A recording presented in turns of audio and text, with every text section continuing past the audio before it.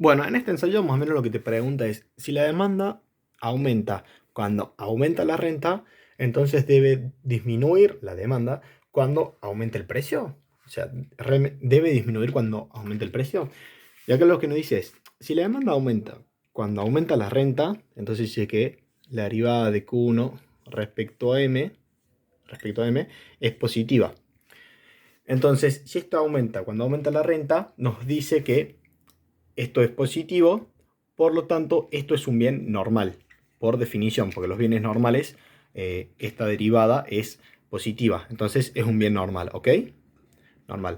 Bien, y para la segunda parte, la de debe disminuir cuando aumenta el precio, planteamos la ecuación de Slutsky. La ecuación de Slutsky dice que la derivada de Q1 respecto a P1, o el cambio en Q1 respecto a P1, es igual a la derivada de la higgsana sobre el precio de 1 menos, esto es por fórmula menos la cantidad 1 por después la derivada de Q1 respecto a P1, ¿ok?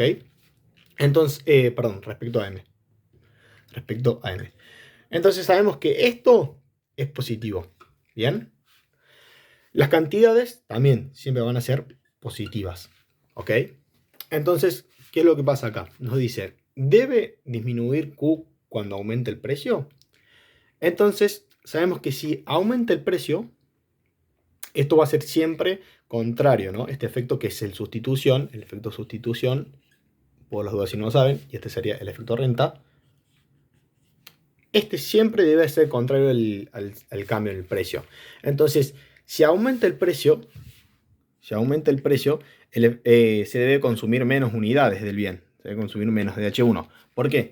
Porque H1 está analizada o está dependiente del gasto, ¿ok? Del mínimo gasto.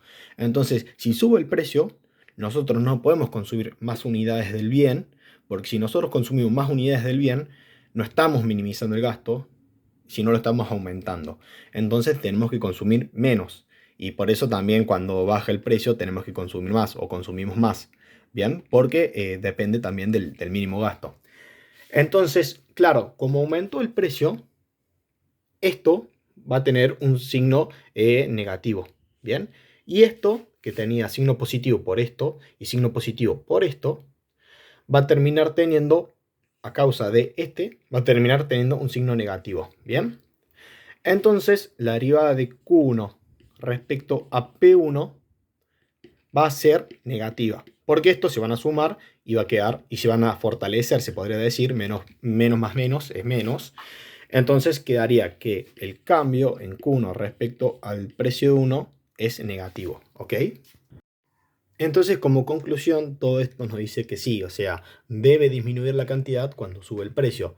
¿Por qué? Porque si sube el precio, ponele en una unidad, acá, si sube el precio en una unidad, como nosotros sabemos que es negativo, entonces esto tiene que disminuir para que esto te quede en negativo, ¿ok? Porque esto, si sube el precio, queda en positivo, por ejemplo el 1 acá, y esto tiene que ser negativo para mantener el signo, ya que el bien es normal, ¿ok? Bueno, este sería el ensayo.